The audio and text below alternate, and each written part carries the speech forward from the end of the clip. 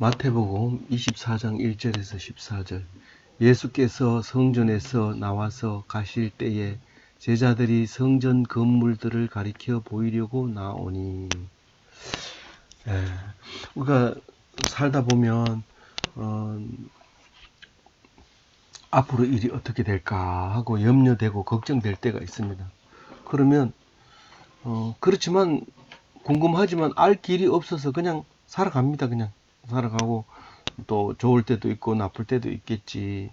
그리고 잘 살다가 또 못 살 때도 있고 못 살다가 잘 살 때도 있겠지. 그 정도만 알고 우리가 그냥 살아갑니다. 그런데 누가 와가지고 앞으로 이렇게 될 겁니다, 이렇게 얘기하면 그때부터 마음이 막 이렇게 뛰면서 언제 그렇게 될까? 그게 또 날짜가 또 염려됩니다. 그래서 오늘 그 예수님이 돌아가시고 한 40년 있다가 유대가 망합니다. 망하는 이유는 딴 게 아니고 내가 가지고 있으니까 뺏기는 거죠. 가지고 있지 않으면 뺏길 것도 없습니다.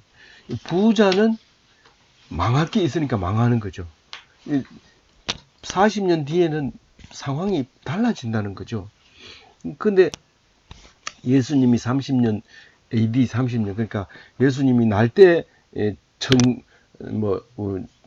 1년으로 해가지고 지금 2019년이잖아요. 예수님이 날 때부터 시작해서 지금 2019년이 흘렀는데, 예수님이 33살에 돌아가니까 33살에 돌아가시고 40년 있다가 이스라엘이 이제 유대 땅이 망하는 거죠. 근데 그 날을 지금 예수님이 미리 얘기하는 거예요. 너희들이 이제 망할 거다. 이제 그 얘기를 해주는데, 언제 해주느냐 하면, 이제 내일 저녁이면 붙잡혀 가요. 붙잡혀서 이제 십자가에 매달려요. 그럼 오늘은 수요일이에요. 수요일 날 이제 거기를 종려주일이라고 하는데, 종려주간 동안, 그러니까 종려주일에서 십자가에 매달리기 직전까지 이 주간을 이제 가르치는 일을 하고 있는데, 낮에는 성전에서 가르치고 밤에는 감람산에 가서 가르칩니다. 감람산에 가서 자고 또 아침에 이제 예루살렘에 와서 말씀 가르치고, 그거를 이제 월, 화, 수 3일 동안 하죠. 월요일 저녁, 화요일 저녁, 수요일 저녁, 목요일 저녁에는 가가지고 뿌리는 거예요. 그 감람산에서. 거리가 한 오리쯤 되니까 4km 심리니까 2km 정도 되죠. 오리쯤 되니까. 그러니까 그래서 안식일 날도 왔다 갔다 할 수 있을 정도로 짧은 거리였던 거죠. 그런데 이제 1절에 보면 예수께서 성전에서 나와서 가실새, 이게 수요일 날 저녁에 이제 나왔으면 저녁 때가 됐으니까 성전에서 나오는 거죠. 그리고 이제 어디로 가셔요? 감람산으로. 이제 그 뒤에 보면 3절에 감람산 위에 앉았을 때에 그 한 2km 정도 혹은 1km 정도 이렇게 기드론 골짜기를 지나서 이렇게 산으로 올라가게 되죠. 그래서 가실새 제자들이 성전 맞은편 성전 건물을 가리켜 보이려고 나오니, 이 성전 안에 있을 때는 성전이 안 보입니다. 그래서 밖으로 나와서 성전을 이렇게 잘 보이는 곳에 나와서 예수님을 이제 마주보고 성전을 보여주고 있는 거죠. 그 성전 이름이 헤롯 성전이에요. 그때 당시에 벌써 40년 전부터 짓기 시작했는데 아직 덜 지었어요. 짓고 얼마 안 있어가지고 바로 망해버립니다. 이게 이 헤롯 성전이. 이 헤롯 성전은 처음 짓는 게 아니고 세 번째 짓는 거예요. 제일 처음 지은 게 솔로몬 성전, 그 학교 책에도 나오는 그 유명한 솔로몬 성전인데, 그것도 로마에 의해서 멸망하죠. 그러고 나서 솔로몬 성전은 바벨론에 의해서 망하고, 이제 바벨론 70년 살다 와가지고 스룹바벨이 이 성전을 지어놓고 다시 로마 폼페이오 장군에 의해서 멸망을 합니다. 그리고 나서 헤롯이 다시 성전을 지어서 예수님이 오셨을 때는 아직 다 짓지도 못하고, 다 짓고 나서 몇 년 있다가 AD 70년에 쫄딱 망하게. 페이가 저기 헤롯 성전을 헤롯 성전을 망가뜨린 건 디도 장군이고, 폼페이오는 헤롯 성전을 세루바벨 성전을 망가뜨리고 그렇게 합니다. 그래서 제자들이 나와서 자랑스럽게 얘기한, 예수님 참 저거 잘 지었죠. 자랑스럽죠. 우리 유대 민족이, 모든 민족이 우르르 보겠죠. 이렇게 얘기하고 싶은 거죠. 근데 예수님이 엉뚱한 대답을 합니다. 그것을 항으로 때리고 3일 만에 내가 새로 짓겠다. 그렇게 들립니다. 제자들 목소리에는. 그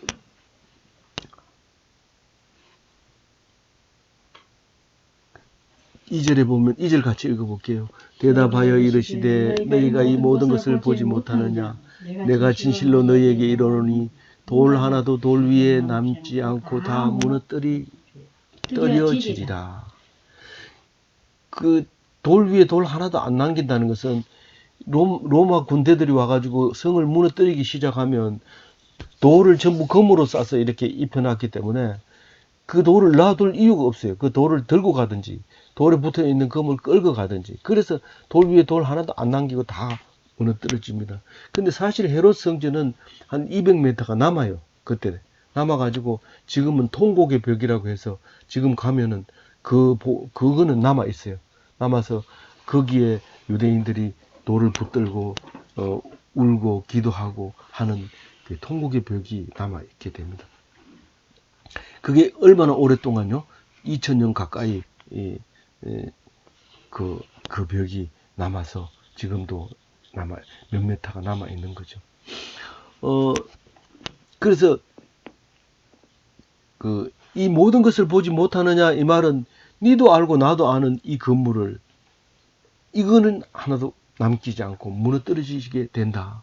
그 얘기를 지금 하고 있습니다.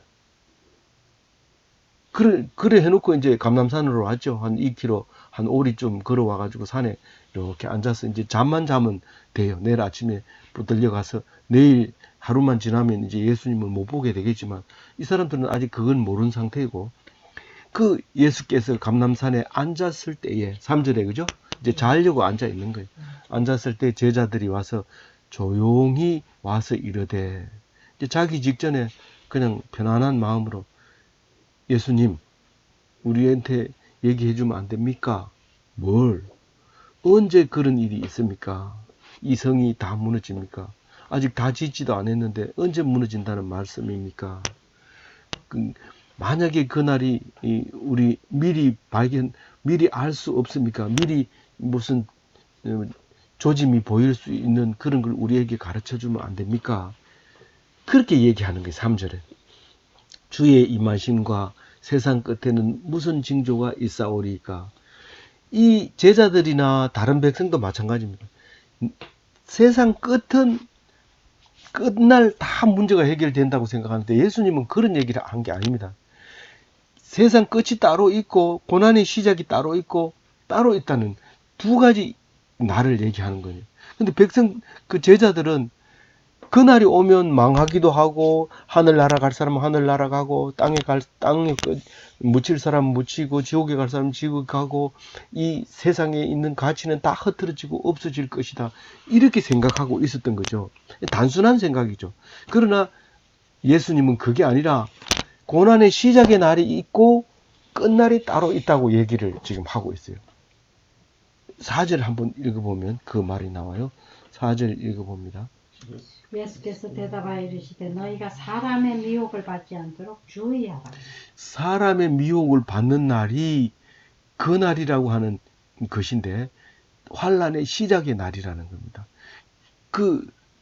무슨 말이냐 하면, 성전이 파괴되는 날이 이 미혹받는 날이래요. 그게 뭐예요? 로마가 이제 예루살렘을, 그러니까 유다 땅을 이제 파괴하기로 결정하면은 살 길이 따로 있는 거예요. 그러니까 로마에 가가지고 나는 유대인 안 하겠습니다. 난 로마 사람 하겠습니다. 그러면 살 수 있어요. 그래서 그 미혹하는 말을 하는 때가 오는데 그때가 바로 고난의 시작의 때입니다. 근데 예수님이 그때 오시지는 않아요. 그때 예수님이 온다는 것이 아니라 재난의 시작의 날이 되는 거예요. 그래서 아주 미혹받기 쉬운 거예요. 예수님 있다가 없으니까 우리가 잘못 믿은 뭐이다. 그 예수님 있었다는 거는 그는 있기는 뭐가 있어. 그러면서 딴짓을 하게 되기 쉬운 날인데 절대로 그런 날에 미혹을 받으면 안 된다는 얘기를 하고 있는 겁니다. 그래도 뭐 목사라는 사람이 와가지고 얘기를 할 때는 예수님이 있었는 것 같은데 목사도 붙들려가고 교회는 전부 붙들려가고 교회 다 문 닫았다. 그럼 예수 없는 거지. 뭐 누가 예수 있다고 얘기할 사람이 누가 있느냐. 야, 그렇게 하지 말고 저기 따라가면 살 길이 있다. 그거 따라가면 살 길이 있다. 그런 이 사람, 어떤 사람은 절에 가야 산다 하고, 어떤 사람은 요새 새로 들어온 무슬림에 가야 산다 하고, 어떤 사람은 가지 말고 그냥 산에서 집 짓고 혼자 살아야 살 수 있다고. 온 사람들이 막 얘기할 때 그때가 재난의 시작이다라고 얘기하는. 그런데 만약에 끝까지 예수 이름으로 나는 예수님을 믿습니다. 그리고 누가 뭐라 해도 나는 예수 이름을 떠날 수 없습니다. 내가 예수님한테 받은 은혜를 생각하면 예수님을 떠날 수 없습니다. 누가 뭐라 해도 싫습니다. 만약에 그런다면은 그것은 이제 고난이 예수 이름으로 고난 받는 때다라는 얘기입니다. 5절에 보면 많은 사람이 내 이름으로 와서 이르되 나는 그리스도라 하여 많은 사람을 미혹하리라. 아니 나는 예수 이름을 떠날 수 없어요. 이러니까 그래 맞아. 니 잘하고 있어. 이렇게 예수 믿는 사람 다 모여. 내가 이제부터 예수야. 목사도 없고 아무도 없어. 그럼 나는 원래 성경을 읽어보니까 예수님이 하지 못했던 것을 해야 되는데 바로 그걸 내가 하나님께 받은 거야. 하나님한테 기도해보니까 예수님이 하지 못했던 걸 나보고 하라고 그랬어. 그래서 나를 따라와. 이런 사람도 생긴다는 거예요. 그러니까 그게 또 미혹받아가지고 가는 수가 있다는 거죠. 누가복음 17장 21절에 이렇게 얘기해요. 조그만 글씨라서 제가 혼자 읽겠습니다. 또 여기 있다 저기 있다 고도 못하리니 하나님의 나라는 너희 안에 있느니라. 내가 예수라고 막 오라 하고 이러면 거기 있는 게 아니고 내 마음속에 있는 거야. 그럼 나는 믿기만 해. 근데 사실은 목사는 예수를 뭐 대신 데리고 오는 것도 아니고 마음속에 있는 예수님을 하나님을 확인시켜 주러 오는 거예요. 목사님이 와서 설교하면 하나님 내가 성전이구나 그렇게 생각하게 해주는 게 목사인데 내가 예수 그리스도다 나를 따르라 딴 데는 가면 안 된다 이렇게 하면 그건 가짜예요. 그건 미혹되면 안 되는 거예요. 누구든지 마찬가지. 목사는 어떤 사람이다? 예수가 아니라 예수님이 내 속에 계신다는 것을 생각나게 해주시는 분이다 라는 거예요. 그래서 나는 읽어도 그 생각이 잘 안 나는데 물론 자꾸 읽으면 생각나요. 나지만 처음에 조금 읽어가지고는 생각 안 나요. 그러니까 그것을 도와주는 사람이 목사다. 또 전도사다. 또 장로다. 또 교회 지도자다. 그렇게 생각해야 되지. 가가지고 얘기 들어보고 뭐 부동산 투기 얘기하고 뭐 저기 놀러 가는 얘기하고 이러면 이건 교회 지도자가 아니구나. 이 교회를 잘못 생각하고 있구나. 이런 생각하면 돼요. 근데 집사라도 앉으면 성경 보고 찬송하고 기도하고 이러면 그게 교회 지도자예요. 교회 지도자가 그게 그래서 미혹받으면 안 돼요. 따라가 버리면 안 되는 거예요. 그래서 6절을 읽어보세요. 시작. 난리와 난리 소문을 듣겠으나 너희는 삼가 두려워하지 말라. 이런 일은 있어야 하되 아직은 끝은 아니라. 예수 잘 믿고 우리 성도님, 우리 이 교우님, 우리 집사님 그리고 편안하게 우리 이제는 잘 삽니다. 하나님 축복해 주시니까 걱정 없습니다. 기도만 열심히 하면 됩니다. 미사일도 걱정하지 말고 원자탄도 걱정하지 마세요. 그냥 하나님만 믿고 편안하게 사세요. 그런데 막상 포소리가 들리고 사람들이 보따리 싸가지고 피난 간다고 니아가에다 싣고 이러면 벌써 마음이 두려워지기 시작해요. 기도하려고 그러니까 밖에서 막 이름 부르면서 나와 스피커로 막 불러대고 이런데 기도가 안 되는 거예요. 그럼 따라가야 되냐? 그럼 앉아 있어야 되냐? 이런 생각이 들 때가 있어요. 그럴 때 마음을 다잡아먹고 두려워하지 말아라. 뭐 그 사람들 피난 갈 때 따라가거나 안 가거나 그게 중요한 게 아니에요. 가게 되면 가고 있게 되면 있고 그게 중요한 게 아니라 두려워하면 안 돼. 그런 일은 어떻다고요? 그런 일은 있어야 돼요. 이런 일은 있어야 돼요. 반드시 또 있게 돼 있어요. 왜냐하면 왜 그 일이 없으면 좋지 있어야 됩니까? 전쟁은요 50년마다 한 번씩 일어나게 돼 있어요. 역사적으로 그렇게 돼 있어요. 그렇게 돼 있는데 꼭 50년이냐 그런 건 아니죠. 꼭 그냥 50년 얘기하는 거예요. 알아듣기 좋게.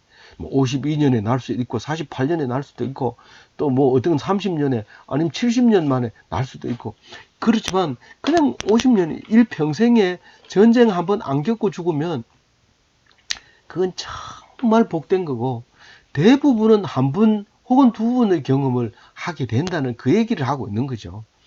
그래서 그런 일이 있어야 하되 끝은 아니다. 그 난리 전쟁 난다고 해가지고 세상 끝은 아니라는 거죠. 오히려 또 다른 나라가 더 잘 살게 될 수 있고 전쟁 끝나면 더 잘. 우리나라가 6.25 사변을 겪어서 엉망진창이 되고 다 태워버리고 이랬지만 또 북한에 있는 사람 남쪽으로 내려오고 또 남쪽에 있는 사람 우리는 지금 몰라서 그렇지 북쪽으로 올라간 사람도 있어요.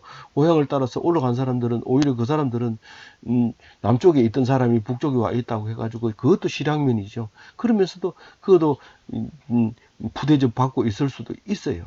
그렇지만 그런 일은 있어야 하지만 아직 끝은 아니다. 고난의 시작일 뿐이다. 그러면서 7절에 이렇게 얘기해요. 민족이 민족을 나라가 나라를 대적하여 일어나겠고 곳곳에 기근과 지진이 있으리라. 지금 민족이 민족끼리 싸워요. 남북한끼리 싸우는 거예요. 만약에 이것끼리 안 싸우고 민족끼리 우리나라 사람끼리 안 싸우면은요 일본이 쳐들어온다. 일본이 쳐들어와가지고 항복하고 나니까 야 이제 우리 민족끼리 잘 살겠다. 잘 살기는 남북이 갈라져가지고 싸움하고 죽이고 살리고 이렇게 되잖아요.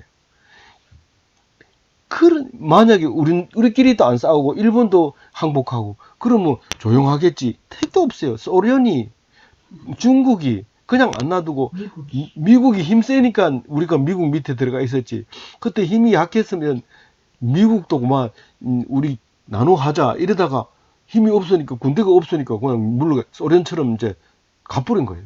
근데 소련에게 속은 거예요. 우리 소련 의지하다가 속아버리고 중국은 사람이 많으니까 우리 사람 대줄게 이래가지고 북한에다가 사람 대줘가지고 남한하고 싸우게 되잖아요. 미국만 없어도 우리 안 싸웁니다. 싸울 일이 없어요. 그냥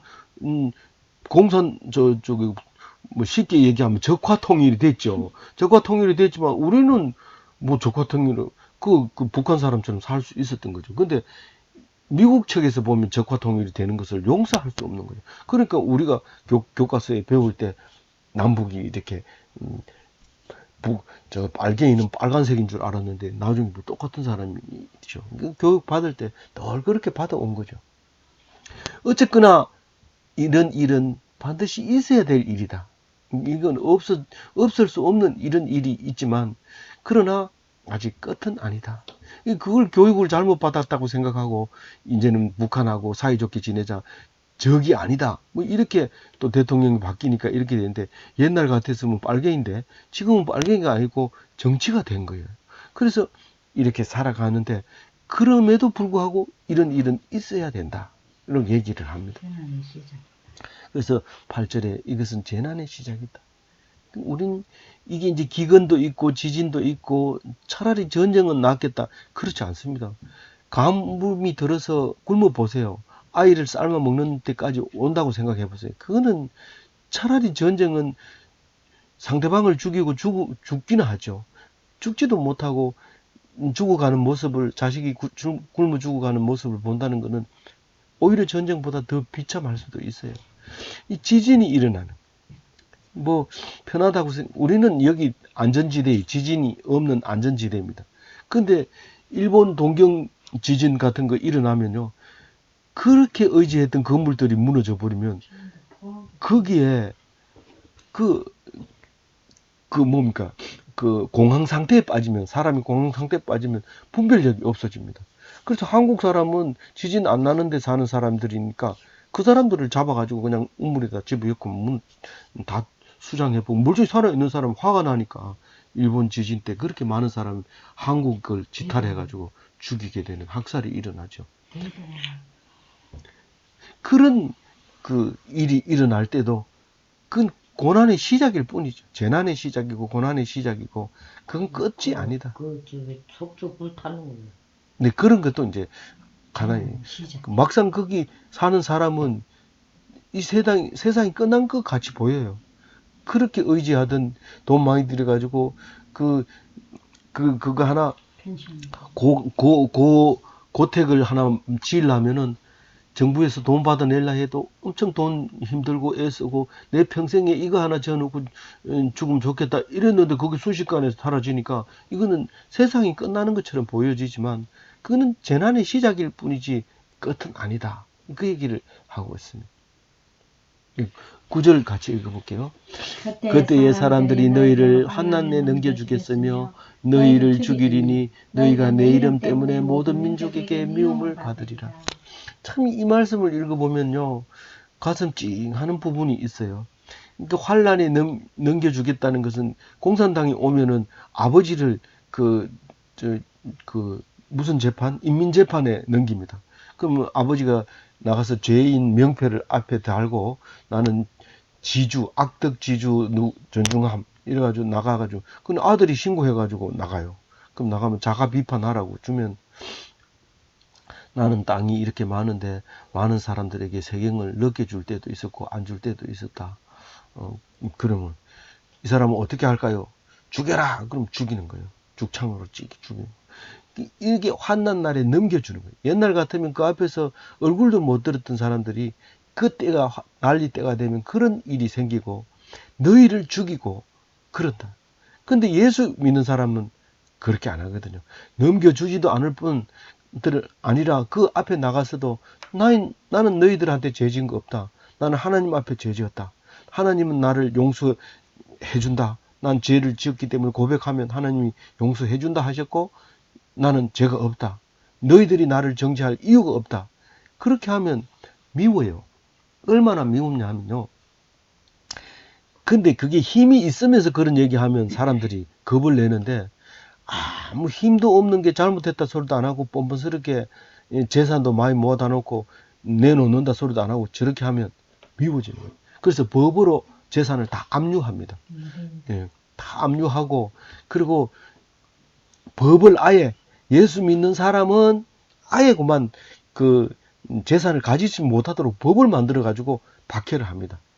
그 사람들 숫자가 많으면은요 죽이는 방법을 결정합니다. 깨서실에 넣어놓고 한꺼번에 죽이는데 그 시체는 어떻게 합니까? 그대로 묻는 수도 있고 그거를 태우는데 밤낮 주야로 감당을 못하도록 그렇게 하는데 그게 2차 대전 때 우리가 해방되기 직전까지 12년 동안 독일 병정들이 그 유대인들을 잡았는데 575만 명이나 죽였대요. 그게 이름이 유명한 홀로코스트예요. 그 신체를 타고 있는. 그러니까 밤새도록 불태우고 안 되니까 끌어묻는데 살처분하는 것처럼 그렇게 끌어묻는데 그 시체 처리하기 힘들고 냄새나고 이러니까 굶어 죽이는 한 사람 한 사람. 그래 살은 사람이 죽은 사람 끌고 나가 묻고 조금 있다가 굶어 죽으면 또 그 사람 끌고 그 스스로 죽도록 하려고 법을 만들었어요. 그게 마다카스 카르스 해인가 그런 게 있어요. 그걸 굶겨서 죽여서 한 사람씩. 그래서 산 사람이 그 사람을 죽이도록 해서 자연적으로 없애도록 그 법을 만들었는데 그만 전쟁이 끝나버리는 바람에 일본이 원자탄 맞고 2차 대전이 종식하는 바람에 그만 독일 사람들도 그만 거기에 그 일을 멈춰버리게 된 거예요. 근데 독일만 그런 게 아니고 독일 주변에 있던 사람들이 하나도 유대인을 도와주지 않았다는 사실입니다. 특별히 몇 나라만 몇 나라만 유대인을 도와가지고 전쟁이 끝나고 나서 전범을 세우는데 도와줬어요. 이 회의를 했을 때 그 유대인을 죽이는 데 주역을 했는 사람들을 죽이려고 하는데 그 재판하는 거 보면 끝까지 이 사람들은 죄가 없다는 거예요. 나는 상부의 지시를 받아서 했을 뿐이지 유대인들한테는 죄가 없다 이랬는데 유대인들은 그것도 죄다. 그래가지고 전범에 넣어서 가스실에 넣어서 죽이는 그런 게 이제 나중에 나와요. 복수하는 이야기들이 나오는데 그렇게 그 예수 이름 때문에 죽는 거죠. 근데 유대인들은 예수를 안 믿어요. 그런데 왜 예수님 때문에 죽었다고 이게 2000년 뒤에 있을 일을 지금 기록한 거예요. 구절이 2000년 유대인을 왜 죽였냐면요. 그 독일 사람들이 네가 왜 죄가 없는 예수를 죽였느냐 유대인들 보고 얘기합니다. 사실은 예수님은 유대인에게서 나왔어요. 예수를 믿는다면 유대인의 그 하나님의 놀라운 그 성경 말씀을 유대인에게 감사해야 돼요.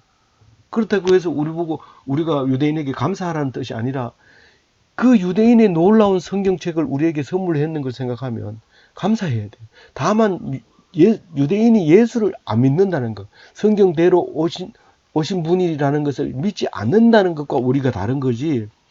유대인이 봤을 때는 우리가 이단이지요. 그런데 그 이유로 인해서 죽여버린다고 하는 것은 그럼 예수 이름 때문에 죽는 거죠, 사실은. 또 실제로 또 예수 믿는 사람도 그때 유대인들 죽일 때 한꺼번에 소수민족을 다 죽였다는 거예요. 그런데 유대인만 유별나게 자기들이 많이 죽였고 이름이 유대인을 죽이기 위해서 다른 사람들도 죽였다고 생각하고 있기 때문에 그 홀로코스트라는 이름을 가지고 지금까지 싸우고 있는 거예요. 그래서 독일 사람들은 유대인들에게 꼼짝을 못하지만 그럼에도 후손들은 그 머리를 빡빡 민 독일 사람들은 그 반유대주의를 해가지고 유대인들을 지금도 사는 곳에 가가지고 계속 괴롭히고 해코지 하는 일들이 아직도 살아남아 있는 것이죠. 10절 한번 그 얘기를 지금 9절에 하고 있었고요. 10절에 이제 하는 이야기를 한번 얘기해봐요. 그때 많은 사람이 실족하게 되어 서로 잡아주고 서로 미워하겠습니다. 그러니까 아까 앞에도 나왔지만은 서로 잡아 죽이는 거예요. 이 사람 죽여라, 저 사람 죽여라 고발하고 그리고 서로 미워하는. 앉아 있어도 이 사람이 나를 고발할까? 그럼 말을 못하는 거예요. 끝까지. 예, 제가 농업진흥공사에서 나올 때 전두환 대통령이 막 잘라낼 때 친한 친구라도 말을 못해요. 그래가지고 이 사람은 안 잘리겠다 싶어. 제가 들어간 지 6개월밖에 안 됐으니까 1년 6개월. 1년 6개월 그렇죠. 1년 6개월 됐는데 신입 사원이니까 이 사람은 또 죄도 덜 할 거 아니에요. 아무래도. 그러니까 사람들이 전부 다 나하고는 의논하는데 옆에 사람한테 의논은 무슨 의논이냐면 이제 법을 위반했는 부분에 대해서 이제 공유하는 거죠. 근데 그거를 딴 사람이 알면 고발하면 바로 붙들려 가니까 공유를 못 해요. 근데 나한테는 모든 얘기를 다 하죠. 그랬는데 제가 붙들려 가는 거예요. 그 사람들은 안 붙들려 가는데. 그래서 잘려버린 거죠. 그걸 생각해 보면 웃기는 거죠. 그래서 어쨌든 간에 서로 이제 서로 잡아주고 미워하고 그랬던 그 시대가 이제 환란의 시대. 전두환 시대는 환란의 시대대요.